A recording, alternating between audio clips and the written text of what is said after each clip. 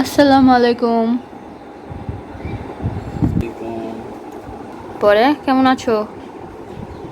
সকালে কি দিয়ে ভাত খেয়েছো? গুঁড়া মাছের চচ্চড়ি, করলা আলু ভাজি, ডাউল আর আর সাদা ভাত। এখন কোন রান্নাটা বেশি মজা হয়েছে আমার? সব সব। হুম, সব বললে হবে? ভাতটা বেশি মজা হয়েছে, তাই না? কোন আসবে? রাত 8টা 9টা। তাড়াতাড়ি চলে আসবা। রাত না করতে ভালো লাগে না। ঘরের মধ্যেই সাজুগুজু চলতেছে, তোমার ঘরেই জুতো, ঘরে। জুতো নতুন কিনে আনা আছে কালকে। হুম, পরে চলে যাচ্ছ? এই হচ্ছে অবস্থা, চলে গেলে আমি একদম একা হয়ে যাব, ফাঁকা হয়ে যাব।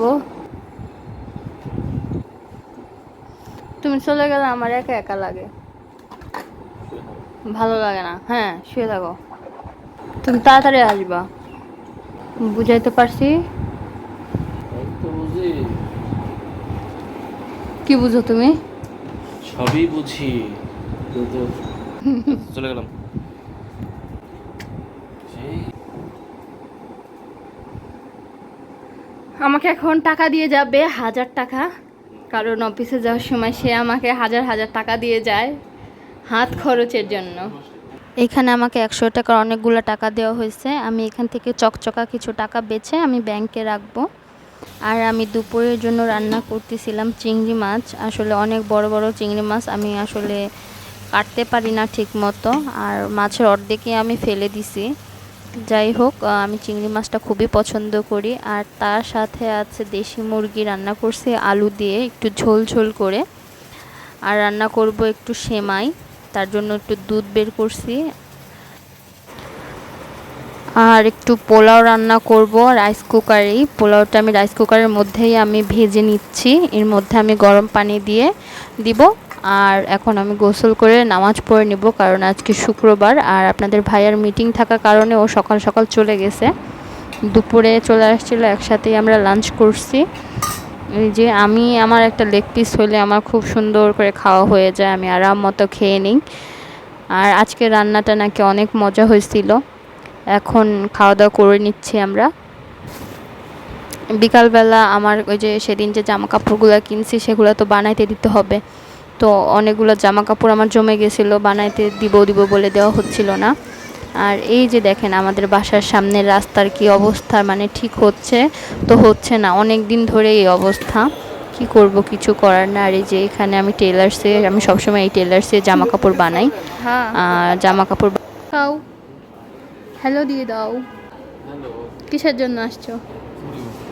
মূলত আজকে আসছি আমি জুতা কিনতে। আর এই যে জুতার দোকানে এখন আমি যাব, অনেকক্ষণ ধরে ঘুরতেছি, খুঁজতেছি, পছন্দ হয় নাই। তো অবশেষে আমার এই জুতাটা খুবই পছন্দ হয়েছে, মানে দেখা মাত্রই পছন্দ, পায়ে দিয়েও খুব ভালো লাগছে, আরামদায়ক। এর জন্য আমি এটা নিয়ে নিছি। এই তো এখানে বিল দেওয়া হচ্ছে।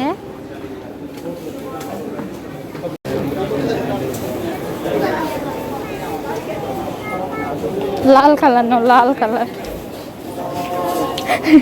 মেরুন কালার ভালো লাগবে তো। মেরুন কালার কই এখানে? আমরা সব সময় বেশিরভাগ কাপড় চোপড়ই ম্যাচিং ম্যাচিং করে পরি। আর ম্যাচিং করে খোঁজাটা যে কি প্যারা, খুঁজতে যতই কষ্ট হোক না কেন ম্যাচিং করে পরা মজাটাই আলাদা। আর রোজার ঈদের থিম ছিল ব্ল্যাক, আর এবারে কুরবানি ঈদের থিম হচ্ছে মেরুন কালার। যেহেতু আমি মেরুন কালারের জামা কিনেছি, আর ওর জন্য মেরুন কালারের টি শার্ট নিব না শার্ট নিব একটুখানি চিন্তা ভাবনা করছিলাম। ওরও প্রায় কেনাকাটা শেষ। আমার কয়েকটা ড্রেসের সাথে ওর ড্রেস ম্যাচিং আছে, বাট মেরুন কালার ড্রেসের সাথেই কোনো কিছু ম্যাচিং নাই।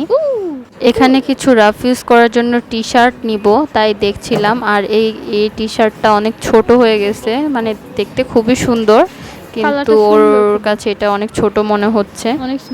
এখানে আরেকটা টি শার্ট ট্রায়াল দিছিল, এটা আমার কাছে খুব ভালো লাগছে, এটা ঠিকঠাক ছিল, কিন্তু ওইটা আমার বেশি পছন্দ হয়েছিল। কেনাকাটা করে আমি বাসায় চলে আসছি।